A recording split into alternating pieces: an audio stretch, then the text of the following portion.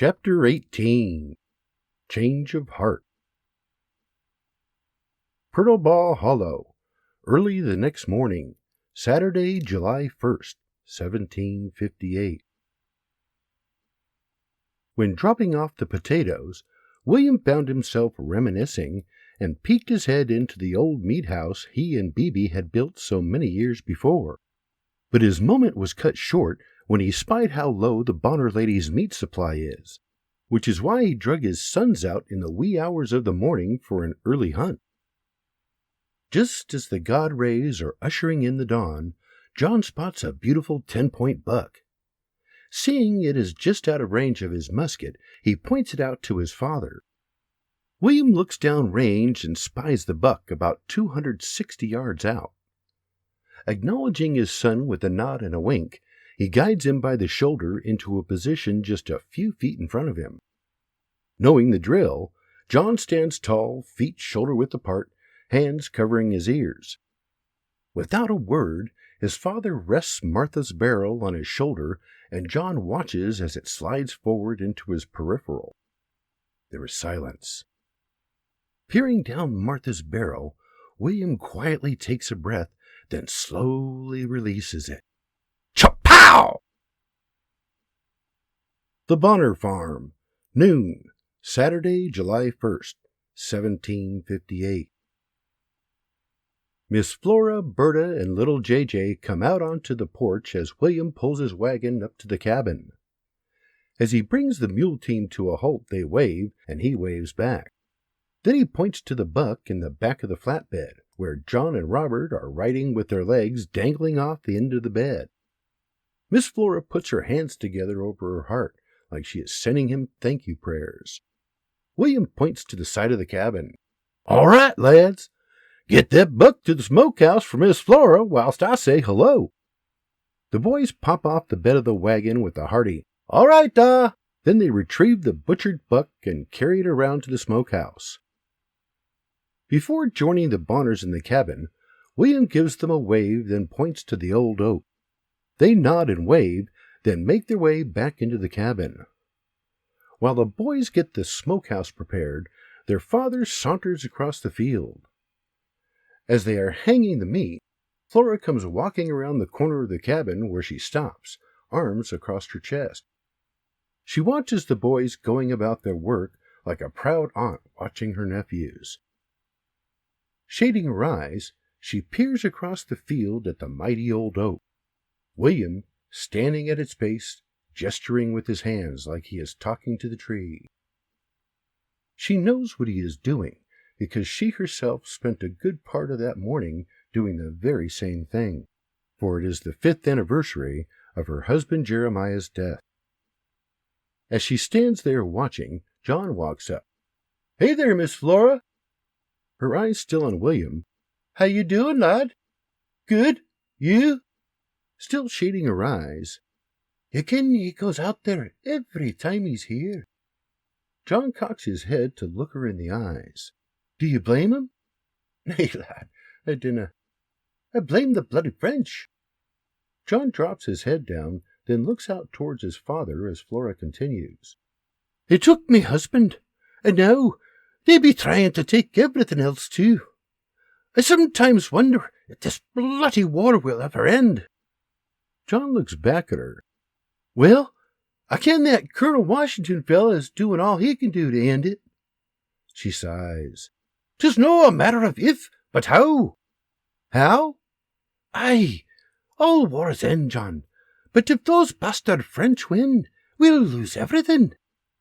John stares her down with a squint of his right eye. "Everything?" "Aye, everything. Everything we've built. You think the French won't take this all away if they win? And without protection from the crown, we'll become subjects of the King of France. Piss on that." "Do you think it'll come to that?" Flora pulls her hand away and turns to John with a squint-eyed stare. "Let us no be coy, John. You're a man now. Your da told me what happened out there with those bloody bastard French soldiers the day you and Robert were hunting. So, you tell me, will it?" The fear in his Aunt Flora's eyes is painfully clear, but her deeply rooted hatred concerned him the most. And yet, who could blame her? She is right, and he knows it. The French soldiers had shown no mercy that day, which is why his father had referred to them as bears. And that's why they killed them. Only one party was going to walk away from that encounter. It was simply a live-or-die moment. As the memory of that day comes rushing back, his thoughts shift to his conversation with Sergeant Johnson. His eyes shift back to his father and the old oak, and he takes in a deep breath. As he stares at the two headstones, everything comes into focus. Until that moment, he had not given the war much thought, but now, with the thought of his family's farm and the farms of his friends and neighbors hanging in the balance, he is seeing the world through a different lens. 5 miles east of Albin Village, northern outskirts of Winchester proper, Sunday, July 2nd, 1758. After church, John excuses himself from the family and mounts his horse clad in buckskins and a coonskin cap, hunting knife and hatchet at his sides. A short while later, he is standing beside his mount, peering at the hardy, albeit open, logged gates of Fort Loudon. Reins in hand, he watches with curiosity as the soldiers move about in their fancy collarless red uniforms with their gold buttons, black sleeve cuffs, and red knee trousers with black stockings. Black tricorns bobbing about in every direction. Some are marching. One group is building something, with others still standing guard on the ramparts overlooking the wilderness, their eyes focused, scanning the tree line. 2 soldiers approach him from the gate, and one points to the forest, asking, "You know there's a war raging out there?" John looks back at the forest, then back at the soldier, nodding. "Is there something we can help you with?" "Oh, I were hoping to speak with Sergeant Johnson. He said if I ever made it out to the fort, I should look him up." "All right, then." Turning his eyes to the middle of the fort, he points. "He was in the barracks when last I saw him." He turns to the other soldier. "Private Wells, inform Sergeant Johnson he has a visitor at the front gate." The private nods, then quickly double times it through the gates and over to the barracks. As they watch him scamper away, the soldier turns to John. "Wait here. The sergeant should be along shortly." As he walks away, John tosses him a 2-fingered salute. "Thanks!" The soldier throws a wave over his shoulder as he makes his way back to the gate. Moments later, John spies a familiar face exiting a building, followed close behind by Private Wells. As they approach, Sergeant Johnson is met at the gate by the other soldier. He points at John, and the sergeant nods before heading in the teen's direction. "John!" As he walks up, John extends a hand and they shake. "Welcome to Fort Loudon. So, what brings you out to our humble abode?" "Well, The sergeant crosses his arms with the tilt of his head, glaring at him with a squint-eyed stare. "Had a change of heart?" John calms himself, and with the confident raise of his right brow, "Aye, sort of. Let's just say, someone said something that got me to thinking." The sergeant nods, placing a hand on John's shoulder. "A story I've heard from many a man. So, does that mean you're considering joining our ranks?" John nods. Turning to the other soldiers, "Sir, this is the young man I were telling you about." The captain excuses himself and walks over. "Captain Eustace, allow me to introduce John Albin, eldest son of William Bruce Albin." The captain extends a hand. "Captain Hancock Eustace, company commander." "Welcome, John." John shakes his hand. "Dare I say, Sergeant Johnson has good things to say about you. I was especially intrigued by your unfortunate encounter with 2 of my men. You have my apologies. That said, if what he shared with me is true, your knivesmanship is beyond impressive." John chuckles, proud but a little embarrassed. "And he also tells me you are the eldest son of the man known to many as Makwa." John lets out another chuckle. "That I am, sir." The captain brings a finger to his chin, nodding. "I'm curious, though. What does it mean exactly, this Makwa?" Confidently, "It's Algonquin for black bear." He pulls the hand from his chin. Algonquin. 'Tis the native tongue of the Piscataway and Shawnee, amongst others." Returning his finger to his chin, "Interesting. Very interesting. And dare I ask, how does an Irishman come to acquire such a moniker?" John's eyes grow wide and he sighs. "Well, 'tis a bit of a story, so I'll give you the short version. Years ago, long before I were born, me da saved the life of a Piscataway chief by killing a black bear with his grandpa's hunting knife." The captain gasps. "A hunting knife? And nothing more? Only a knife? Impressive. Clearly, your father has the heart of a warrior." "Aye, and in honor of his bravery, Chief Tadwin, I believe it were, declared his tribal name be Makwa. Hell, even the Shawnee call him that." "Fascinating. From what little I know of the local tribes, to be dubbed in such a manner is a great honor. Truly fascinating. I believe I should like to meet your father some day." John nods. "So then, is what I hear true? You are considering joining our ranks?" "Aye, sir, that I am." "And your father? How does he feel about that?"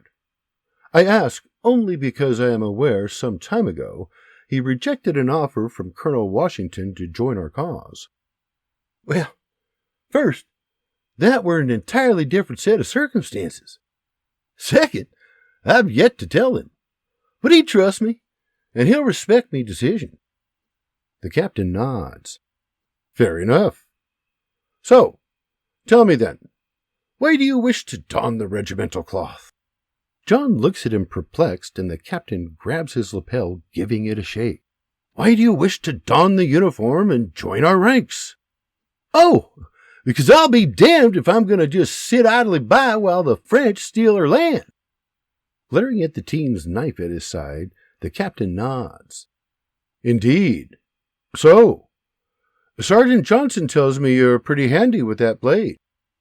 John slaps a hand on the sheathed knife. "I guess so.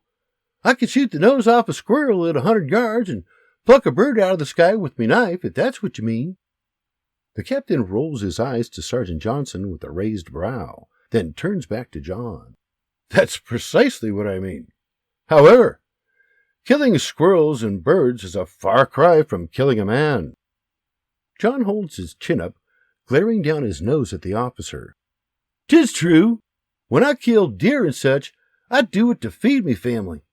But men, I kill to protect me family." The captain glances at Johnson again, then back at John. "And I pray you never have to do that." John clears his throat, rolling his eyes to and fro. The captain tilts his head at him. "Are you saying you've—" John cocks his head hard to the right and stares him in the eyes with a squint. "When bears attack, either you kill the bears or the bears kill you." The captain leans forward. "Bears?" Sergeant Johnson clears his throat. That's what his father refers to as the enemy, sir." The captain peers at him over his shoulder out the corner of his eye. "Thank you, Sergeant." He turns back to John. "And how many have you killed?" "Only 2 so far." "2?" "Aye. They attacked me little brother, so I killed him." "2 men attacked your brother?" "4 of 'em, actually. Me Don brother dispatched the other 2. "4? Good Lord! And where and when did this happen? And why?" John points to the western frontier. "Few years ago, about 3 miles west of Albin Village. Me and me brother were hunting, and a couple of French soldiers were—" The captain holds up a hand. "If they were French, that's good enough for me. As for the details, it's probably best I do not know." Sergeant Johnson butts in. "John, show the captain what you can do with that blade." As John and the captain exchange a glance, the captain raises his brow. As John lets go of the reins, he peers at the iron pull ring hanging on the gate to his left and pulls his knife, hurling it at the gate. Whack! The soldiers standing nearby nearly jump from their boots, startled by the sound of its mighty thud as its blade sunk into the gate. When the captain and his sergeant turn to look, they find it buried into the wood, dead center of the ring. Sergeant Johnson quickly holds up his hands, signaling to the other soldiers all is well. The captain turns back to John, who is returning his raised brow stare. As the captain starts to speak, John pulls his hatchet and hurls it into the edge of the gate on the opposite side of the fort's entrance. When he turns back, the captain's eyes are wide, brows raised. Without saying so much as a single word, John walks over and retrieves his knife, then marches over to the other gate and removes his hatchet, placing them under his belt. In stunned shock, the captain eyeballs John as he walks back over. Well, I believe I now know why Private Jones is missing part of his ear. The sergeant slaps a hand on John's shoulder. Forgive me for saying, sir, but nay, Private Jones is missing part of his bloody ear because he's an idiot, and because he threatened me little brother. The captain laughs. Indeed, a mistake I'm certain he'll be sure not to make again. And I ken these lands better than anyone and can track anything. Oh, and I speak Algonquin. The captain turns to his sergeant. I'm thinking he would make an excellent scout. What say you? A former scout himself, Johnson nods. I must say, John, the regiment could use a man like you. If you believe this is where you belong, we'd be proud to have you. Sergeant Johnson steps forward. With your permission, sir, I thought I might take John around the fort a bit and answer any questions he may have. Permission granted, Sergeant. Thank you, sir. It was a pleasure meeting you, John. I hope to see you again, soon. John shakes his hand. Thank you, Captain. Carry on, Sergeant. Yes, sir. Thank you, sir. As Captain Eustace walks away, the sergeant proceeds to give John a tour of the fort, shedding light on the daily life of the soldier, how difficult and tough it is, and what the expectations are, sharing how the soldiers are paid, how often and when. Shooting straight with him, he brings up the war and what to expect should he decide to join their ranks. After a half hour of walking and talking, they say their goodbyes, and John heads home to think things over. Let me know, lad. We'd love to have you. Thank you, Sergeant. I'll definitely think about it. And thank you again for taking the time. You're welcome, lad. I'll be here when you're ready. The Albin Farm, later that evening, Sunday, July 2nd, 1758. John is in the barnyard doing what he always does when processing his thoughts, hurling his knife and hatchet repeatedly into the wood slab Sanawa hung years before. Everything is telling him to step up and do what needs to be done to protect his family and their land from the French. But it is not the French he is worried about. It is his friends, the Shawnee, his father's words bouncing around in his head. Never turn on your friends, lads, never. You must always remain loyal to them who've been loyal to you. His father walks up behind him. Practicing? I guess so. Thinking mostly. Thinking, you say? About what? He flings his knife at the stump. Lots of things. So, 'tis a girl then, is it? A what? A girl, a bonny lass, a female. He hurls his knife at the slab. Nay, 'tis no a girl. No a girl, you say. So, what then? Clearly something's eating at you. He retrieves his knife and hatchet. Recognizing something more is going on, William pulls the pipe from his pocket, fills and lights it. As he puffs away, smoke curls from his pipe and lips. So, you gonna tell me or no? John stops halfway back to his father and stares him down, arms hanging at his sides. William pulls the pipe from his mouth and blows out the smoke. Out with it, young squire. He stares at his father stone-faced. I see something's troubling you. Talk to me. We ain't never kept secrets from each other, so let's no start now. John drops his head back. 'Tis this bloody war. The war? What about it? I'm worried. Worried? About what? About something Aunt Flora said. Flora? What'd she say? She said, if we lose the war, we'll lose our farms. Everything we built. Everything you've built. I see. His father pulls the pipe from his lip, gesturing with it. Walk with me, young squire. John slips the hatchet under his belt and sheathes his knife. Casually, they walk across their harvested fields, not speaking a word. William can see there is more troubling him than just the war. He is at odds with himself, but about what? But he knows his son well and knows he just needs to be patient. For now, it is quiet time. A soft summer breeze sweeps across the empty fields and the surrounding trees. William hears a familiar song and lifts his eyes to the mighty old oak. Here's our warbler friend again. John throws him a dismissive wave. Aye, probably the same one we've been hearing for years. Probably so. Or maybe it's one of his sons trying to tell the world he's ready to make his mark. His father places an arm over his shoulders. Or maybe just trying to tell his dog. What's on your mind, young squire? A lot of things, which is why I took a ride out to the fort today. Loudon? Aye. I met with the sergeant there, a friend of Uncle George's. A friend of your uncle's, you say? Aye. The regiment gets their flour from him. Aye. That Bruce's mill is a gold mine. Aye. Anyway, he showed me around the fort. No shite. Just took you in and walked you around like an honored guest. Well, no at first.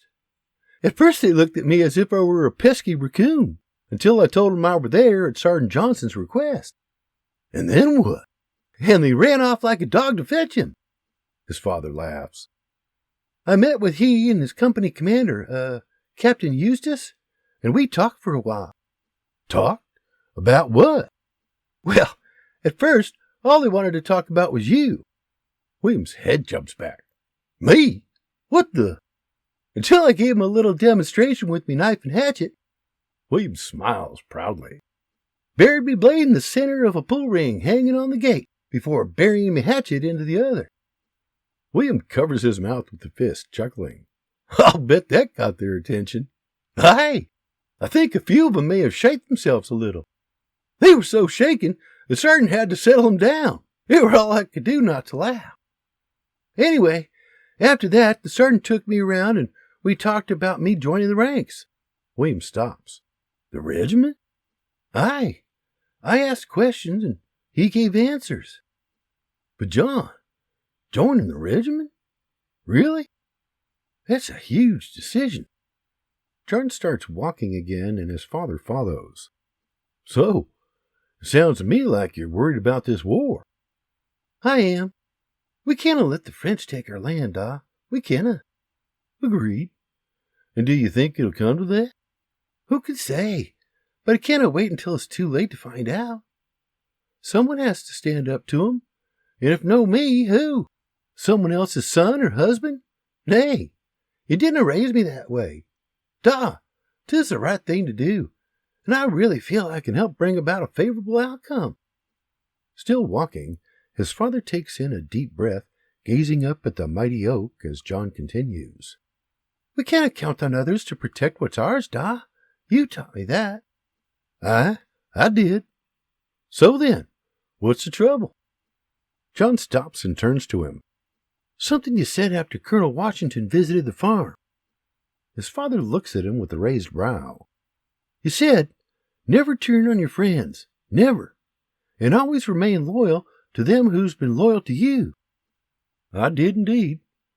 Sound advice to live by, young squire, which I'm guessing is why you're struggling. You're thinking about Skiagunsta, Sinawa, Blue Jacket, and the others. Aye, they're like family, Da. His father throws a finger in the air.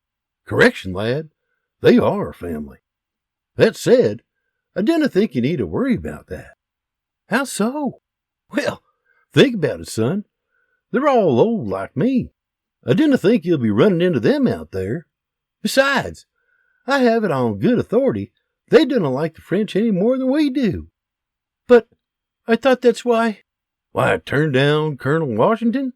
Aye, 'tis true, but I also had a family to take care of. Look what happened to Jeremiah. And he weren't even a soldier. He were just a trapper at the wrong place at the wrong time. And now, your Aunt Flora's left raising little J.J. on her own. Nay, lad, I had you, your ma, and your brothers to care for. Had I known, I likely would have helped that Colonel Washington fellow. That said, if this is something you feel you to do, you have me support. Determination in his eyes, coupled with the peace of mind knowing he has his father's blessing, John reaches out a hand. Thanks, Da. William removes the pipe from his mouth with his left hand, shaking with his right. I love you, son, and I'm proud of you, and I ken you'll make a fine soldier. John releases his grip and wraps his father in a hug. I love you back, Da. Releasing from their embrace, they take in a view of the farm together, embracing the song of the warbler. As he sings, they walk back towards the barnyard and William asks, So, when you leaving? I dinna ken. Soon, though. Well, whatever you decide, I think you ought to be telling your mom. Oh, I'm no looking forward to that. And I dinna envy you, but you gotta. And the sooner the better, I'm thinking. I ken you're right. I'm just dreading it. I'm sure you are, but your ma's a strong woman. You just gotta trust her. You're right. The sooner the better. And what of your brothers? They deserve to hear it from you, too, don't you think? John glances at his father out the corner of his eye. Aye, they all do. I think it best I just tell them all at the same time. William glances at him and nods. When we reach the cabin, then, best to just get it over with. If that's your decision, I support it. John pats his father on the back. William smiles at him proudly with his signature wink. As they approach the cabin, Robert is exiting the barn across the yard, and his father shouts, Robert, come to the cabin. Your brother has something to share with you. Robert waves and trots over, meeting them at the cabin. As they enter, Mary is cooking supper, and the younger brothers, 11-year-old Junior and 5-year-old James, are peeling and washing potatoes for her, with baby George, meanwhile, peacefully sleeping in his bed. John makes his way to the head of the table, clearing his throat obnoxiously. If I could have your attention, I've something important to tell you. They all stop and turn to him. I made a decision, an important one. One I feel I should share with you, with all of you. Mary wipes a hand on her apron. What is it? His father and brothers look on quietly, waiting for John to find the words. He clears his throat again. I've decided to join the Virginia Regiment. Mary turns to her husband. William! He shrugs. He just told me. Turning back to John, she throws her hands on her hips. All right then, convince me. Why should I let me eldest son run off and join the regiment? Convince me, and you'll have me blessing. Choosing his words carefully, John brings his hands together in front of his chest, fingertip to fingertip. So, the first question you're probably asking, and it's a fair one, is why? Because, if you dinna ken why, then why bother? And the answer is simple. To help bring a stop to this bloody war. And I ken what you're thinking, but why, John? Why does that matter? The war is miles from here. And again, the answer is very simple. To prevent the French from taking our land. Because if we lose this war, they could just take it all and send us packing. Or worse. We saw what happened to Uncle Jeremiah. Nay, I canna stand idly by and let that happen. That's no the man you made me to be, Ma, and I'm to be the man you made me to be, else I'd be living a lie. William studies the faces of his family as they turn to stone, their mouths slightly open but speechless. The room is silent. Mary's eyes shift to her husband, who gives her a tilt of his head with a raise of his right brow. She straightens herself, clearing her throat. Very well. John and William lean in with a tilt of their heads. You have me blessing. Across the room, William puts the pipe back in his mouth with a sigh. He stokes it with a puff or two, then peers at his wife with a warm smile, adding a wink for her bravery and unwavering support of their son. John crosses the room, wrapping his mother in a hug. Don't worry, Ma. I were born for this. And I'll stay out of trouble. I promise. Refusing to shed a tear, she stands back, slapping her hands on her hips. You'd better. She peers at William at the corner of her eye. Or I'll be sending a black bear after you. The Alban Farm, Monday, July 3rd, 1758. The next day, the Albans spend the day together celebrating like it's Christmas.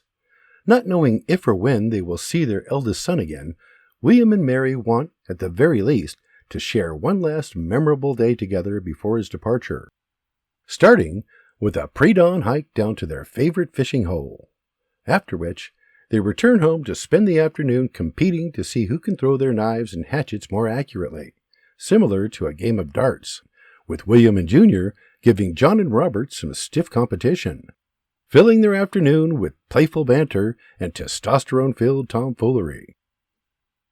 While the boys are being boys, Mary is in the cabin baking up cornbread and goodies to accompany their fish dinner. As the daylight fades, they light a bonfire and make themselves comfortable with plates of food, sharing stories, laughing, and reminiscing. Fort Loudon, outskirts of Winchester proper, Tuesday, July 4th, 1758. Early the next morning, as the sun is peeking over the horizon, William and his sons, all side by side on horseback, apart from his newborn George, who is riding in his lap, appear at the gates of Fort Loudon. A soldier shouts down from the rampart on the left side of the gate. Halt! State your business! William shouts. We're here to see Captain Eustace and Sergeant Johnson. The tower guard shouts. We who? William tilts back his flat brim and glares up at the rampart. Tell him, William Bruce Alban's here. Stand fast! William watches and listens as he turns to another soldier on the wall. Holy shit! 'Tis William fucking Bruce! What should I do? The one they call Makwa? The soldier turns back to William and his family. Are you the one they calls Makwa? Aye, that I be. The soldier turns back to his comrade. In the flesh! What should I do? Get the sergeant and captain, that's what. There is a moment of silence, then the soldier is heard climbing down the ladder on the other side of the wall. Several minutes pass and nothing happens, while William and his sons remain silently waiting, their horses resting in the morning shadows just outside the gate. The only sounds, those of the horses nickering and clopping as they wait. Then a rustling is heard on the other side of the gate, followed by a loud clang.